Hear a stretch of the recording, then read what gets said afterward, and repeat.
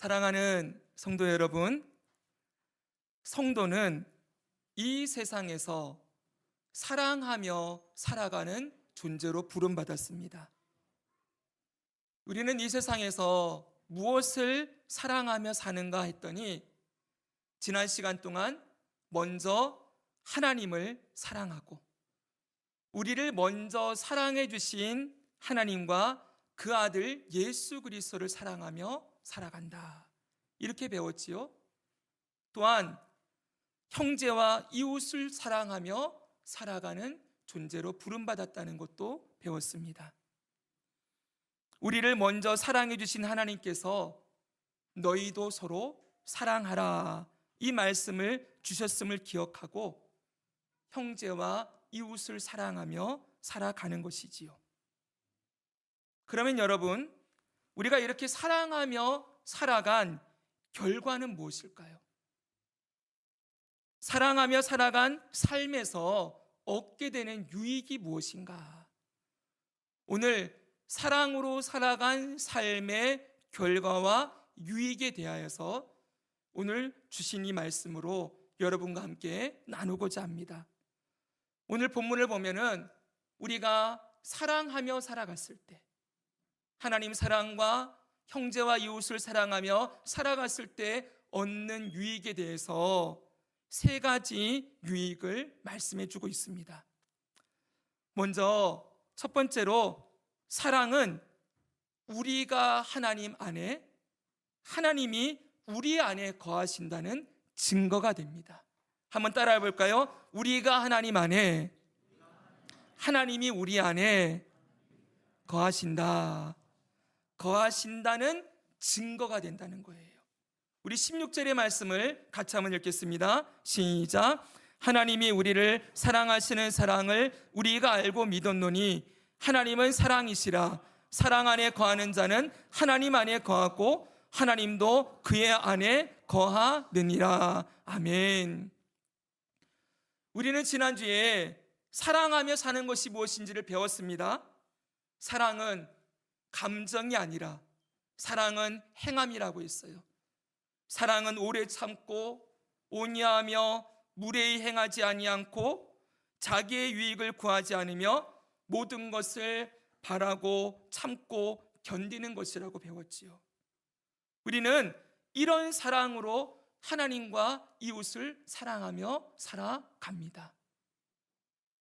여기서 중요한 사실은 이런 사랑, 이렇게 사랑을 행하며 살아가는 고린도전서 13장에 배웠던 이런 사랑은 자연인에게서는 나오지 않는다는 거예요. 제가 지금 자연인이라는 단어를 썼습니다. 이 자연인은 예로부터 우리의 믿음의 선배들이 예수님을 믿지 않는 자들, 하나님을 섬기지 않는 그냥 자연 상태로 어머니 모태에서 이 땅을 태어나서 그냥 이 땅을 살아가다가 그냥 죽는 그런 사람들을 자연인, 이렇게 불렀어요. 그럼 성도들은 누구일까요? 성도들은 자연인이 아니에요. 새로운 피조물이지요. 새롭게 태어난 자들이 성도들이겠지요. 사랑하는 여러분, 자연인은 예수 그리스도를 믿지도 않고 예수 그리스도가 그 안에 계시지도 않습니다. 그렇기 때문에 자연인 안에서는 이런 사랑, 오래 참고 자기의 유익을 구하지 않고 그리고 무례히 행하지 않는, 참고 견디고 바라는 이런 사랑이 나올 수가 없어요. 우리가 지난주에 봤던 대로 이 세상 사람들이 사랑하는 건 세 가지였습니다. 자기, 돈, 쾌락. 세상 사람들이 사랑하는, 자연인이 사랑하는 건 이 세 가지에 다 들어가 있어요.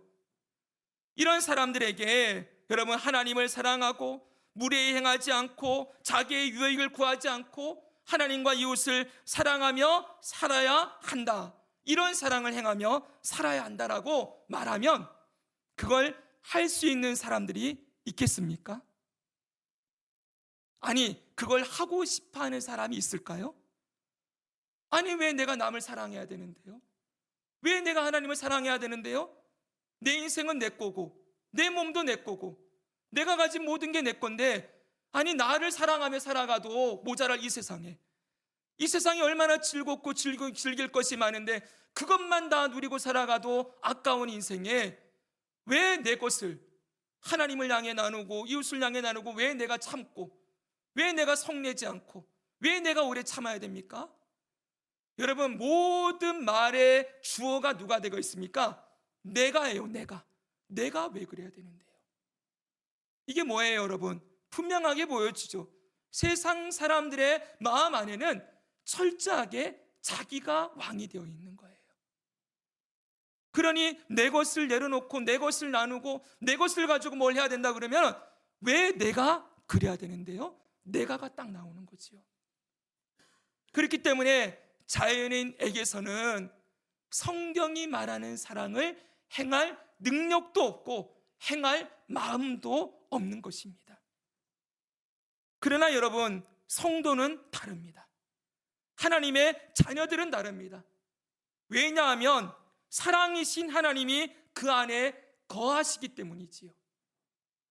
우리가 예수 그리스도를 구주로 믿고 하나님의 자녀가 된 이후에 하나님께서는 우리 안에 누구를 보내주십니까? 하나님의 영이신 성령님을 보내주세요. 그리고 성령님이 모든 믿는 자들 안에 살아서 역사하시지요.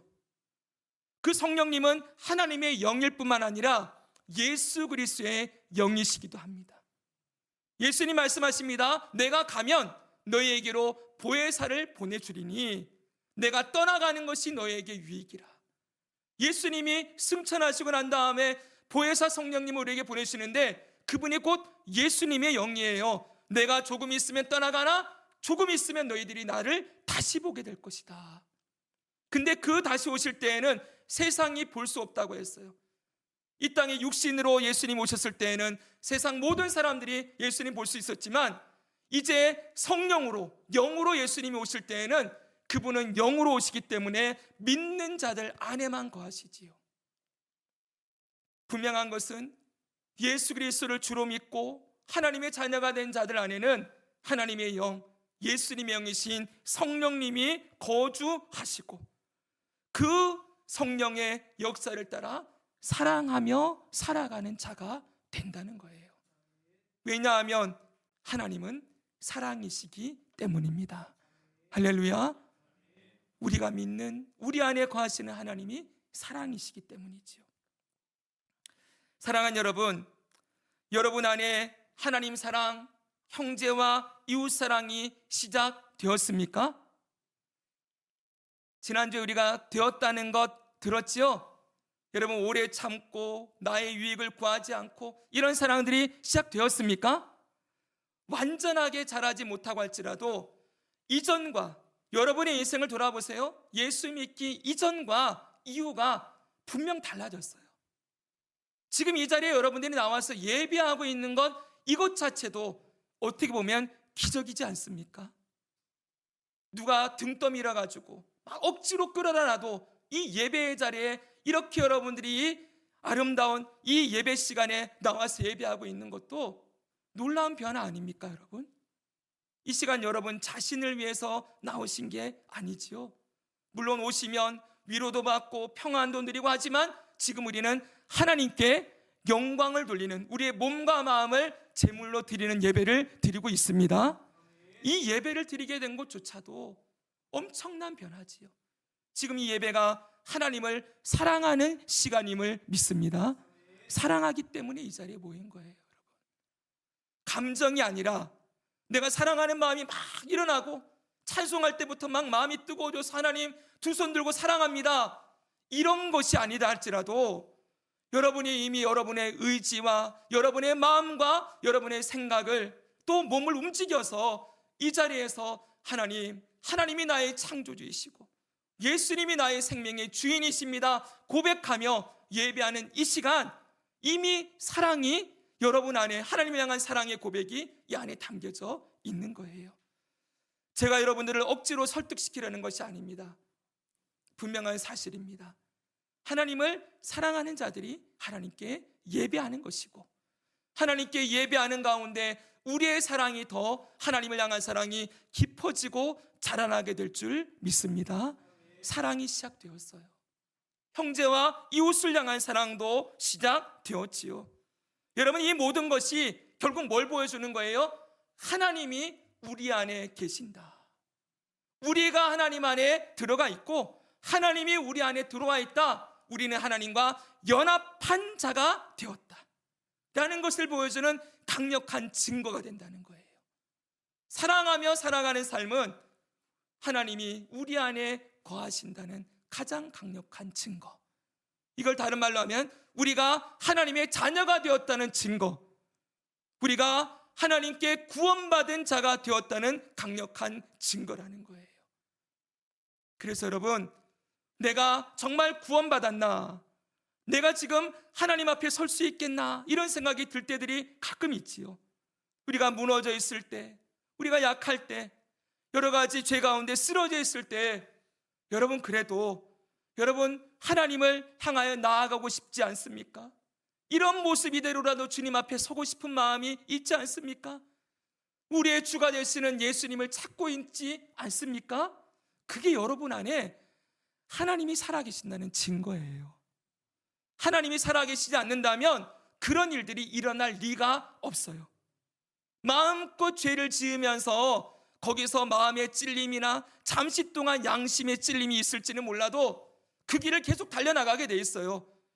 회개할 마음이 들겠습니까? 하나님 앞으로 돌아올 마음이 들겠습니까? 이런 일들은 자연인에게는 일어나지 않는다는 거예요. 오직 하나님의 자녀들인 저와 여러분에게 일어나는 것이죠. 그것이 바로 하나님이 우리 안에 계신다는 증거라는 것입니다. 사랑하는 여러분, 이 사랑이 우리 안에 이미 시작되었습니다. 그렇기 때문에 여러분, 우리는 하나님 안에 거주하고 있다는 가장 강력한 증거를 하나님 사랑과 이웃 사랑에서 발견할 수 있다고 말씀하는 것이지요. 근데 여기서 한 가지 더 생각할 게 있습니다. 중요한 부분입니다. 여기 16절 하반절에 보니까 사랑 안에 거하는 자는 하나님 안에 거하고라는 구절이 있지요. 한번 읽을까요? 사랑 안에 시작. 사랑 안에 거하는 자는 하나님 안에 거하고. 여러분, 이 구절을 주목해 보세요. 하나님을 사랑하며 사는 자, 사랑하며 사는 자에게 나타나는 한 가지 현상이 있다는 거예요. 그 현상은 무엇입니까? 하나님 안에 거한다는 거예요. 여기 거하다라는 이 말은 거주하다, 살다라는 뜻을 가지고 있어요. 하나님 안에서 산다는 거예요. 이 말을 조금 더 쉽게 표현하면 하나님을 집으로 삼고 살아간다. 그 집으로 계속 들어가서 살아간다라는 의미가 담겨져 있는 것이지요. 즉 다시 말하면 사랑하며 사는 자는 하나님을 집으로 삼고 사는 사람들이다. 늘 거기 머물고 거기서 시간을 보내고 거기로 돌아간다 라고 말씀하고 있는 것이지요. 마치 여러분의 삶의 베이스 캠프를 여러분의 집으로 두지 않습니까? 이번 한 주간도 여러분 일터 나갔다가 어디로 들어가셨어요? 집에 가셨지요. 집에서 뭐 하셨습니까? 쉬고 씻고 먹고 잠자고 휴식과 안식을 누렸어요. 그리고 또 아침에 일어나면 일터로 나갑니다. 나갔다가 또 어디로 돌아와요? 집으로 돌아오지요. 마치 그것처럼 여러분, 예수 그리스도를 믿고 하나님 사랑과 이웃 사랑으로 살아가는 모든 하나님의 자녀들은 하나님을 집으로 삼고 늘 그 안에 거주하며 살아가는 모습이 나타난다라고 가르치고 있다는 거예요.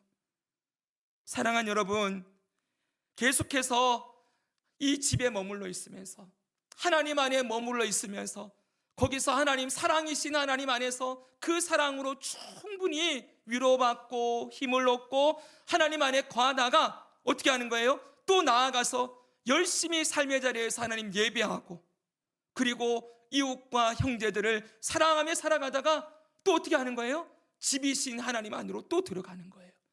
들어가서 또 위로와 힘을 얻고 쉼을 얻고 또 나가고, 마치 우리가 여러분 매일매일 쳇바퀴 돌듯이 우리 집에서 나갔다가 집으로 들어오고 또 나갔다가 집으로 돌아오고 하는 것처럼 사랑하며 사는 자는 하나님을 집으로 삼고 하나님 안으로 들어왔다가 또 나가서 열심히 사랑을 행하며 살다가 또 사랑이신 하나님 안으로 들어왔다가 이런 사이클이 계속 반복되는 삶을 살아간다는 것이지요.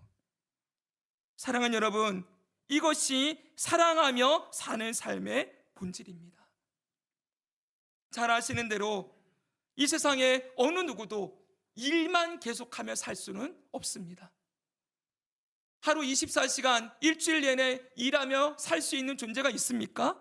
없지요. 8시간 일했으면 집에 들어와서 8시간 쉼을 취하고 그리고 8시간 여러분 먹기도 하고 쉬기도 하고 하면서 충전해야 또 나아가서 8시간 열심히 일할 수 있지 않습니까? 사랑은 여러분, 바로 사랑하며 살아가는 삶의 믿음의 삶의 사이클이 이런 모습이라는 거예요. 사랑하는 여러분, 지금 이 시간이 하나님께서 우리를 충전시키고 채우시고 사랑이신 하나님이 우리를 충만하게 하시는 은혜를 누리는 자리임을 믿습니다. 근데 이 시간들이 다시 반대로 말씀드리면 반드시 있어야 된다는 거예요.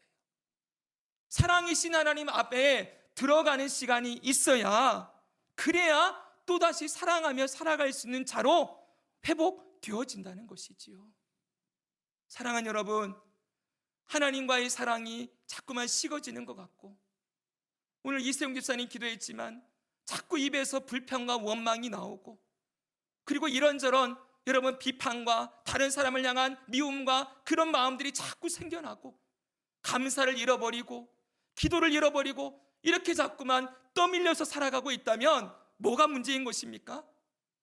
사랑이신 하나님 안에 거주하는, 하나님을 집으로 삼고 그 안에 들어가는 그 시간이 여러분 자꾸 밀려져 나가 있다는 거예요.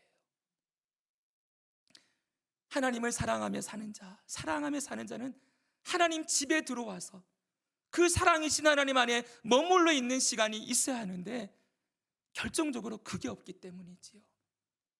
사랑하는 여러분, 늘 기억해야 됩니다. 하나님은 우리를 사랑하시는 이 사랑의 모든 행위들을 한 번도 중단하신 적이 없습니다. 하나님의 사랑은 한 번도 끊어진 적이 없어요. 근데 우리는 하나님이 나를 자꾸 안 사랑하시나? 왜 나를 이렇게 힘들게 하시나? 왜 하나님이 나를 그냥 내버려 두시나? 여러분, 그건 사랑이신 하나님이 여러분을 사랑하지 않기 때문이 아니고 우리가 하나님 안으로 들어가서 그 사랑을 누리는 시간이 우리 안에 사라졌기 때문이지요. 우리가 하나님과의 관계가 멀어져 있다는 거예요. 사랑이신 여러분, 사랑이 식어져 가고 있습니까? 다시 하나님 안에 거주하기 바랍니다. 하나님 사랑, 이웃 사랑이 자꾸 어렵게 느껴지고 있습니까? 하나님께로 돌아와서 하나님 안에 머물기를 축복합니다. 사랑이 하나님 안에 거하는 것이 사랑하며 살아가는 삶의 기초이고, 우리는 그렇게 사랑하며 사는 존재로 살아갈 수 있게 되는 줄 믿습니다. 늘 주님 앞에 돌아가시기 바랍니다. 바로 이것이 사랑하며 사는 자의 유익이라는 거예요. 하나님 안에 거하고 또 하나님 안에서 나아가서 또 사랑하며 살아가고 계속 하나님과 함께 더불어 살아가는 이 복된 삶, 이게 사랑하며 살아가는 삶의 첫 번째 유익이지요. 두 번째 유익을 말씀드립니다. 두 번째 유익은, 사랑하며 사는 삶은 심판대 앞에서 담대히 서게 되는 유익을 얻게 되어집니다. 우리 17절을 같이 한번 읽겠습니다. 이로써 시작.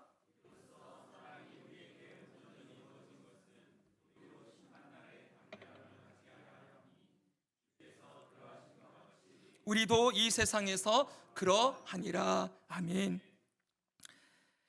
사랑하는 여러분, 여러분 하나님의 심판이 있다는 사실을 믿으십니까?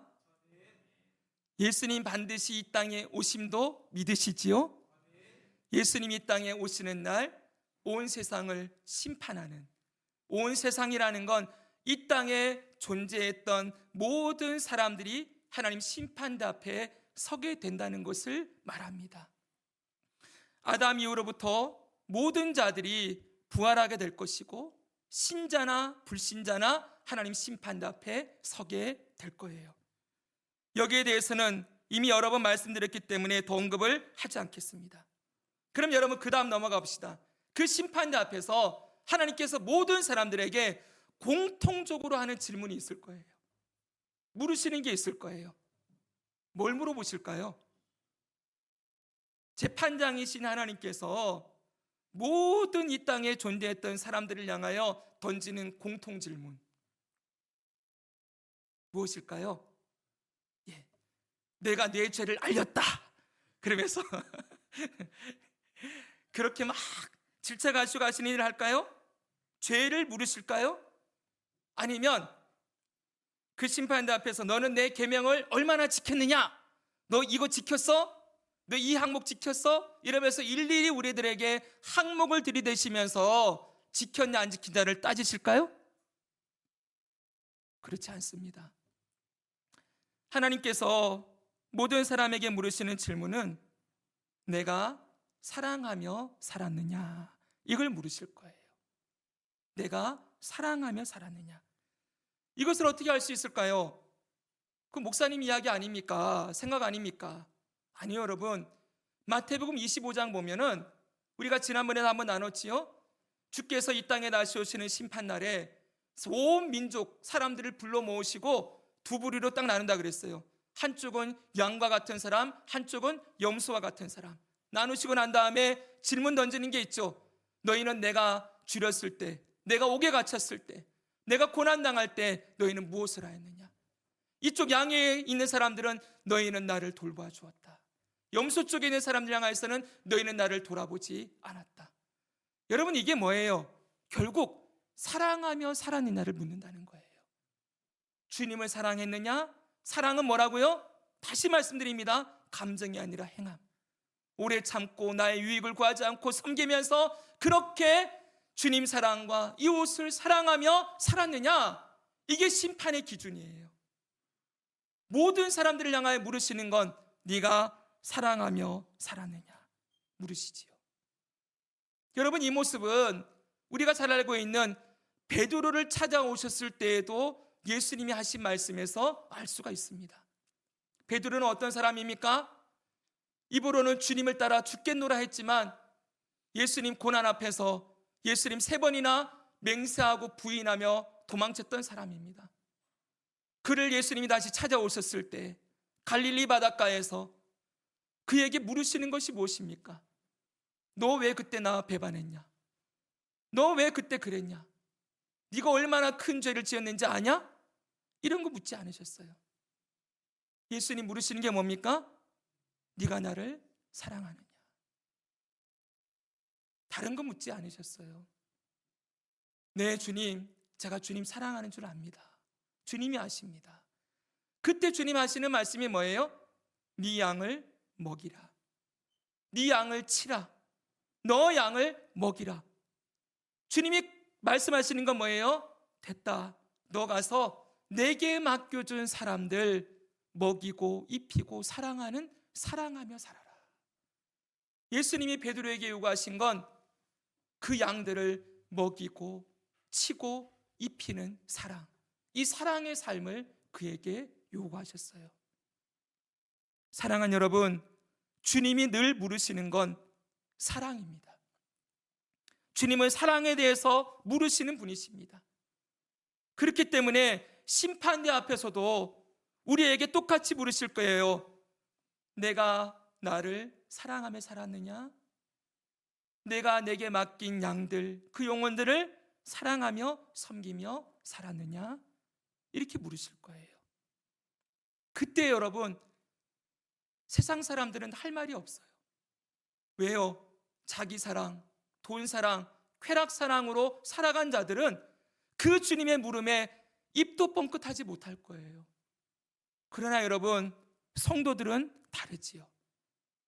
성도들은 내 주님, 베드로처럼 비록 여러분 예수님 부인할 때도 있고 도망칠 때도 있고 실패할 때도 있고 넘어질 때도 있지만 그래도 여러분 베드로가 주님 앞에 뻔뻔해서 내가 주님 사랑하는 줄 압니다. 그런 게 아니잖아요.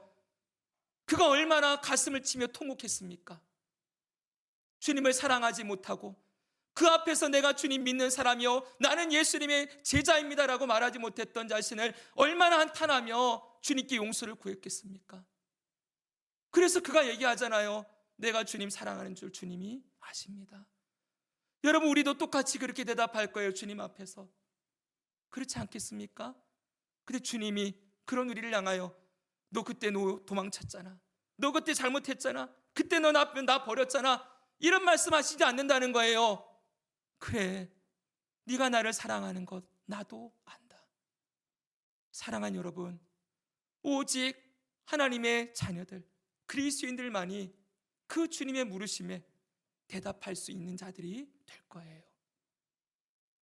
사랑하는 여러분, 거기서 한 걸음 더 나아가서 오늘 이 말씀에서 이 구절에서 가르쳐 주는 건, 여기 보십시오. 하반절에 주의 그러하심과 같이 우리도 이 세상에서 그러하니라 이렇게 말하고 있어요. 이게 그냥 읽으면은 무슨 말인지 하나도 모르겠어요. 그런데 잘 들어보십시오. 우리가 왜 하나님의 심판대 앞에서 담대하게 설 수 있는가? 그랬더니 주께서 그러하심과 같이 우리도 그러하기 때문이래요. 무슨 말이냐면 주께서 그러하심과 같이라는 이 구절은 예수님이 예수님 되신 것처럼, 이런 뜻이에요. 주께서 그러하심과 같이는 예수님이 예수님이신 것처럼, 이런 뜻이에요. 우리도 이 세상에서 그러하니라 뭐예요? 우리도 예수님처럼 되기 때문이다, 이 말이에요. 이해되셨습니까? 예수님이 예수님 되신 것처럼 우리도 예수님을 닮아서 예수님처럼 살아가기 때문이다. 그렇기 때문에 하나님의 심판대 앞에서 모든 예수님 믿는 사람들은 담대하게 설 수 있게 될 것이다, 이렇게 가르치고 있는 거예요. 여러분, 놀라운 말씀이지 않습니까? 저와 여러분은 이제 이전처럼 살 수 없는 존재가 되었다는 거예요.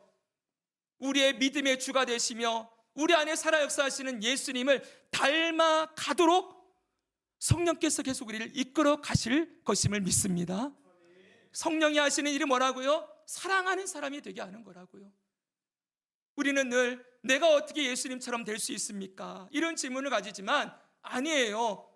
하나님은 하나님의 자녀들을 모두 다 하나님의 형상을 닮은 자로 회복시켜 가시는 줄 믿습니다. 그게 하나님 뜻이에요. 하나님을 닮게 하는 것, 예수님을 닮아가도록 변화시켜 나가는 것. 아직도 내가 나를 보면 너무 엉망인 것 같지만 아니에요. 여러분, 우리는 지금도 자라나고 있고 변화되고 있습니다. 여러분, 그렇습니까? 네, 제가 오늘 아침에 우리 시우를 봤어요. 시우를 봤더니 어느 순간 보니까 아이가 훌쩍 커서 있더라고요. 그래서 제가 보자마자 야, 우리 시우 키가 참 많이 컸구나 그랬어요. 부모들은 여러분 잘 몰라요. 애가 크고 있는지. 맨날 똑같은 자리에 있는 것 같지만 가끔 보는 저는 아이고, 한 주 한 주마다 우리 아이들이 커가는 게 보여요. 여러분, 똑같습니다. 내가 나를 보면 내가 잘하고 있나, 내가 멈추어져 있는 것 같고 퇴보하고 있는 것처럼 보이지만 아니에요. 여러분, 저와 여러분은 하나님이 기르시는 하나님의 자녀인 줄 믿습니다. 자녀로 길러서 뭘 한다고요? 사랑의 하나님을 닮고 사랑이신 예수님을 닮아가도록 우리를 이끌어 가신다고요. 그렇기 때문에 하나님의 심판대 앞에 저와 여러분이 담대하게 설 수 있다. 이 담대하게라는 말이 막 뻔뻔하게 막 이런 뜻보다는 기쁨으로 주님을 바라보며 그 앞에 서게 된다는 거예요. 사랑하는 여러분, 물론 완전한 사랑을 했다고 말할 사람은 우리 중에 아무도 없을 것입니다. 그러나 사랑의 완성도는 부족할지언정 우리가 하나님을 사랑하기 위해서 드렸던 예배, 그리고 주님 사랑하기 위하여서 드렸던 찬양, 우리의 헌신, 하나님은 하나도 기억하지 못하시는 게 없으십니다. 우리 하나님 앞에 가보면 하나님 그럴 거예요. 얘야, 네가 그때 이렇게 나 찬양했던 거 기억나니? 얘야, 너 이렇게 네가 그때 나를 섬기며 나 사랑합니다 고백했던 거 기억나니? 여러분, 마치 부모가 자식이 자라던 모든 삶에서 아이가 기쁨을 주었던 그 순간들을 하나도 잊지 않고 다 기억하는 것처럼 네가 3살 때 이런 말 했었어. 5살 때 이런 말 했었어. 너가 이렇게 나에게 기쁨이 되었어. 여러분, 하나님은 우리의 아버지이십니다. 우리가 서툴지만, 너무 부족하지만 그래도 주님 사랑해요, 사랑하고 싶어요 라고 고백했던 그 헌신과 섬김들을 모두 기억하실 것이고, 우리가 주님 말씀 따라 정말 참을 수 없는 사람에게 오래 참고, 정말 내 살을 깎아먹는 것 같은 아픔이 있어도 사랑은 무례에 행하지 않고 나의 유익을 구하지 않는다는 말씀을 기억하고, 그래도 손해보고 희생하며 섬겼던 일들, 우리는 잊어버려도 주님은 기억하실 거라는 거예요. 그래서 주님 앞에 섰을 때, 주님이 우리에게 탁 펼쳐주실 때, 우리 좀 죄송하기도 하지만 어깨가 으쓱으쓱할 거예요. 주님, 제가 그런 때도 있었군요. 제가 모자란 것만 있는 줄 알았더니, 부족한 것만 있는 줄 알았더니 제가 그럴 때도 있었네요. 사랑하는 여러분, 이 사랑하며 사는 삶은 심판대 앞에 우리를 담대하게 세우는 귀한 중요한 근거가 된다는 거예요. 사랑하는 여러분, 오직 사랑만 남습니다. 이 세상에서 영원한 것은 오직 사랑밖에 없어요. 사랑에 대한 가르침인 고린도전서 13장은 결론이 이렇게 되어 있습니다. 같이 한번 읽겠습니다. 그런즉 시작. 그런즉 믿음, 소망, 사랑, 이 3가지는 항상 있을 것인데 그 중에 제일은 사랑이라. 아멘. 믿음, 소망, 사랑은 결코 없어지지 않아요. 영원히 있는 거예요. 근데 그 중에 뭐가 제일이라고요? 사랑이요. 사랑은 남습니다. 믿음, 소망, 사랑, 이것이 남아있기에 사랑하는 여러분, 우리 사랑하는 것을 결코 포기하거나 중단하지 않기를 바랍니다. 왜냐하면 이 말씀도 있기 때문이에요. 갈라디아서 6장 7절에서 10절을 같이 한번 읽겠습니다. 시작. 스스로 속이지 말라. 하나님은 업신여김을 받지 아니하시나니 사람이 무엇으로 심든지 그대로 거두리라. 자기의 육체를 위하여 심는 자는 육체로부터 썩어질 것을 거두고 성령을 위하여 심는 자는 성령으로부터 영생을 거두리라. 우리가 선을 행하되 낙심하지 말지니 포기하지 아니하면 때가 이름에 거두리라. 그러므로 우리는 기회 있는 대로 모든 이에게 착한 일을 하되 더욱 믿음의 가정들에게 할지니라. 아멘. 성령으로 심는 삶, 사랑하며 사는 삶이에요. 선을 행하는 삶, 사랑으로 사는 삶이에요. 이걸 행하다가 낙심하지 말아라. 반드시 거둔다. 그러므로 기회가 있는 대로 믿음의 형제들에게, 이웃들에게 사랑하는 일 열심히 하며 살아가는 저와 여러분 되기를 주님의 이름으로 축복합니다. 마지막 3번째입니다. 사랑하며 사는 삶의 유익은 두려움이 없다는 것입니다. 18절 말씀입니다. 이 말씀도 같이 읽겠습니다. 시작. 사랑 안에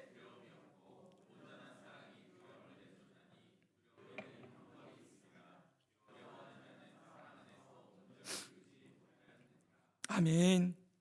여기 사랑 안에 뭐가 없다고요? 두려움이 없다, 이렇게 말씀합니다. 여기 나오는 이 두려움은 2가지 두려움이에요. 첫째는 심판의 두려움이에요. 앞에서 말씀드렸던 주 예수님 다시 오시는 날 그 심판대 앞에 설 때의 두려움이에요. 2번째 두려움은 이 세상을 살아가면서 고난과 환난 가운데 경험하는 두려움이에요. 근데 이 두려움이 어떻게 된다고 말씀합니까? 사랑 안에는 두려움이 없다. 온전한 사랑이 이 두려움을 내쫓는다라고 말해요. 이 사랑이 이긴다는 거예요. 두려움을 이기는 사랑으로 역사한다는 것이지요. 먼저 여러분, 심판대 앞에서의 두려움을 내어쫓는다, 이거 인정합니까? 우리 앞에서 방금 들었잖아요. 사랑하며 사는 자는 심판대 앞에서 담대하게 선다 그랬죠? 두려움이 있습니까? 없습니까? 없습니다. 할렐루야. 아멘. 여러분, 두려움 없어요. 기쁨이 될 거예요. 주님 앞에 서는 건 정말 기쁨이 될 거예요. 이거 믿으셔야 됩니다, 여러분. 그때 주님이 그때 나한테 그거 물어보면 어떡하시지? 내가 과거에 했던 거 이렇게 다 집어내가지고 다 물어보시면 내가 부끄러워 어떻게 설까? 아니요, 여러분. 하나님의 자녀라니까요. 여러분, 자녀에게 일일이 여러분 옛날에 했던 거 다 꼬치꼬치 캐내가지고 너 왜 그랬니? 이렇게 묻는 부모 있어요, 없어요? 없어요. 이미 다 지나갔어요. 용서하셨어요. 예수 그리스도 안에서 저와 여러분 용서받은 자임을 믿습니다. 과거, 현재, 미래의 죄가 모두 예수님의 십자가 위에서, 십자가 아래에서 다 깨끗이 제하여졌어요. 우리는 이제 정죄받는 자가 아니에요. 너는 죄인이다 말씀하는 게 아니라 너는 내 사랑하는 자녀라. 그 자녀된 그 주님의 사랑을 여기서만 받는 게 아니라 심판대 앞에서도 누리게 되는 거예요. 그때 상상해 보십시오. 저 자연인으로 살다가 자기와 돈과 쾌락을 사랑하는 살아가는 사람들은 두려움에 벌벌 떨 거예요. 고개를 들지 못하고 주님 앞에 있을 때 자녀된 저와 여러분은 흰 옷을 입히고 예수 그리스도의 피로 깨끗하게 된 흰 옷을 입고 영광스러운 모습으로 하나님 보좌 앞에 나아가서 주님을 찬양하게 될 거예요. 여러분, 그때를 기대합시다. 주님의 오심은 두려움이 아니라 우리에게 기쁨이고 감사예요. 그렇게 여러분 심판날의 두려움을 내어 쫓게 될 것입니다. 또한 여러분, 사랑 안에 사는 자는 이 세상에서의 두려움도 이기며 살아가게 된다는 거예요. 환난과 고난과 아픔들을 넉넉히 이기며 살아가게 된다는 것이지요. 여러분, 이런 이야기 들어본 적 있지 않습니까? 집에 불이 났는데 엄마가 뛰어들어가서 아이를 구해낸 이야기 한 번씩 들어보셨죠? 아들이 물에 빠졌는데 아빠가 뛰어들어가서 물에 빠져 죽어가는 아이를 건져낸 이야기, 이런 거 들어보셨지요? 그 아이를 건져낼 때 이 부모들이 불이나 물이나 두려워합니까? 안 합니까? 안 해요. 그 두려움을 넉넉히 이겨요. 오직 한 가지, 그 자식을 살려내겠다는 그 사랑밖에는 없어요. 그 마음에. 자식이 아닌 사람들은 주저하겠죠. 그렇죠? 내가 꼭 뛰어가야 될까? 딴 사람이 가지 않을까? 이러면서 그러겠지만 부모는 물불을 안 가려요. 사랑하는 여러분, 하나님은 우리를 물에서도 불에서도 건져내시는 분이십니다. 아멘. 사랑은 위대해요. 무엇보다 위대한 사랑은 하나님이 우리를 사랑해 주시는 사랑이지요. 그래서 여러분, 로마서 8장 35절에서 37절은 이렇게 말씀하고 있어요. 누가 우리를 그리스도의 사랑에서 끊으리요? 환난이나 공고나 박해나 기근이나 적신이나 위험이나 칼이랴. 기록된 바 우리가 종일 주를 위하여 죽임을 당하게 되며 도살당할 양같이 여김을 받았나이다 함과 같으니라. 그러나 같이 한번 읽습니다. 시작. 그러나 이 모든 일에 우리를 사랑하시는 이로 말미암아 우리가 넉넉히 이기느니라. 아멘. 그리고 이어서 계속 얘기합니다. 내가 확신하노니 사망이나 생명이나 천사들이나 권세자들이나 현재일이나 장래일이나 능력이나 높음이나 깊음이나 다른 어떤 피조물이라도 우리를 우리 주 그리스도 예수 안에 있는 하나님의 사랑에서 끊을 수 없으리라. 아멘. 사랑하는 여러분, 우리를 향한 하나님의 사랑은 절대 끊어지지 않습니다. 이 말은 우리를 사랑하시는 그 하나님의 사랑을 받아서 우리도 계속해서 하나님을 사랑하는 자로 살아가게 될 거라는 거예요. 사랑은 사람을 변화시켜요. 사랑만이 사람을 바꾸어요. 하나님의 사랑을 받은 자는 하나님을 사랑하며 살아가게 되어 있어요. 길거리에서 떠돌던 아이가 한 집안의 입양이 되어지고 그 부모의 사랑 안에서 길러지면 그 아이의 눈빛이 바뀌고 그 아이의 말투가 바뀌고 행동거지가 바뀌는 것처럼 저와 여러분은 이 끊을 수 없는 하나님의 사랑 안에 들어와 있고 하나님이 우리를 입양해 주셔서 하나님의 자녀로 길러주시는 중임을 믿습니다. 그러므로 여러분, 우리도 하나님을 사랑하며 살아가게 되어 있어요. 이렇게 사랑 안에 거하게 되면은 두려움을 내쫓는 거예요. 이 세상이 어떻게 뒤집히든 우리의 삶에 어떤 일이 펼쳐지든 분명한 사실 하나, 하나님이 지금도 나를 사랑하시고 나도 주님을 사랑하며 살아가고 있다라는 이 사랑의 확신, 이 사랑에 근거한 이 믿음으로 말미암아 넉넉히 이기며 두려움을 내쫓는 삶을 살아가게 되는 것이지요. 여러분, 이게 정말 우리 삶에 유익합니까? 정말 귀한 복이라고 생각합니까? 저는 정말 그렇게 생각해요. 여러분, 우리 주변에 보십시오. 오늘도 누가 나 좀 도와줄 사람 없나? 누가 내 마음 좀 알아줄 사람 없나? 누가 나 좀 사랑해줄 사람 없나? 헤매는 사람들이 얼마나 많이 있습니까? 어려운 일을 당하고 막막할 때, 하늘에 노랄 때 누구 찾아가서 말할 사람이 없어서 혼자 술 먹으면서 혼자 강가에 가서 외치는 사람들이 얼마나 많이 있습니까?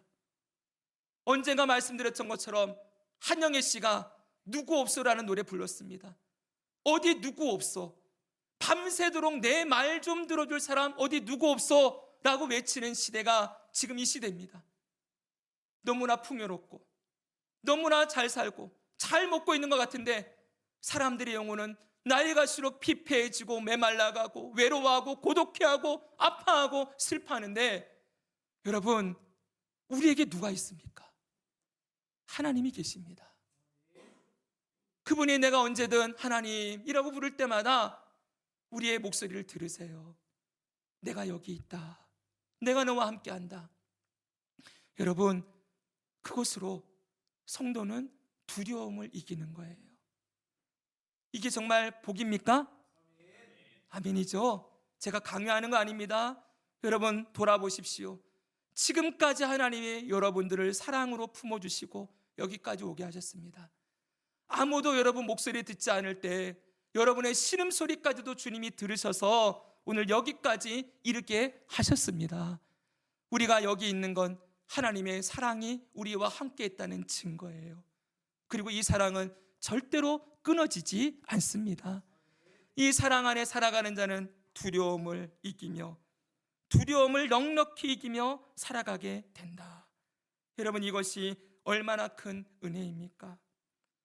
사랑하는 여러분, 지금 세상이 요동을 칩니다. 전쟁과 지진과 환란이 가득합니다. 그런데 분명한 건 이런 일들은 앞으로 더 극심해질 거예요. 근데 이게 이상한 일이 아니라 마태복음 24장에 이미 이렇게 말씀하셨습니다. 같이 한번 읽겠습니다. 난리와 시작. 난리와 난리 소문을 듣겠으며 너희가 삼가 두려워하지 말라. 이런 일이 있어야 돼. 아직 끝은 아니니라. 민족이 민족을, 나라가 나라를 대적하여 일어나겠고 곳곳에 기근과 지진이 있으리니 모든 것은 재난의 시작이니라. 아멘. 곳곳에 기근과 지진이 있대요. 이 지진은 삶이 흔들리는 거예요. 실제 물리적인 현상으로 땅이 흔들리는 지진도 있지만 사회 질서, 국가 질서, 모든 것이 무너지는 지진이기도 해요. 여러분, 이런 시대에 나타나는 현상이 있대요. 끝에 딱 써놨어요. 불법이 성함으로 사랑이 식어지리라. 이 말씀대로 되고 있습니까? 그대로 되고 있습니다. 이렇게 사랑이 식어지는 시대입니다. 앞으로 우리가 살아가는 이 시대는 더욱더 사랑이 식어질 거예요. 그런데 이런 세상 속에 저와 여러분은 하나님의 끊을 수 없는 사랑을 누리고 있음을 잊지 맙시다. 그렇게 우리를 사랑하신 이유는 뭐라고요? 사랑하라고. 그 사랑 안에 충분히 받아서 이 사랑을 흘려보내고 나누는 자로 살아가도록 부름을 받았습니다. 우리는 두려움과 절망과 어둠이 가득한 이 세상 속에서 하나님 사랑과 형제와 이웃을 사랑함으로 등불을 밝히는 사람들입니다. 그리고 이렇게 살아가는 저와 여러분들을 사랑의 하나님이 계속 붙들어 주시고 사랑으로 두려움을 넉넉히 이기며 살아가게 하실 것을 믿습니다. 말씀을 정리합니다. 사랑하는 여러분, 하나님을 집으로 삼고 하나님 앞으로 늘 들어가기를 축복합니다. 사랑하는 자는 하나님 안에 거한대요. 하나님 안에 다시 거주합시다. 그리고 하나님 안에서 이 끊을 수 없는 사랑을 풍성히 누리고 또다시 나아가서 열심히 삶의 자리에서 하나님 예배하고 사랑하고 형제와 이웃을 사랑하며 살아가다가 또 지치고 힘들면 누구에게로 갑니까? 우리의 집이 되시는 하나님께로 돌아갑시다. 돌아와서 그 하나님 안에서 사랑의 규제를 풍성히 누리고 이렇게 사랑이신 하나님으로 말미암아 이 땅의 고난과 환난을 넉넉히 이기며 살아가다가 주 예수님 다시 오시는 날 기쁨으로 담대하게 주님 맞이하며 그 앞에서 주님 사랑하며 살았음을, 형제와 이웃을 사랑하며 살았음을 고백하고 그 사랑이신 주님 안에 영원토록 머무는 그 복됨을 우리 모두 함께 누리게 되기를 주 예수 그리스도의 이름으로 축복합니다.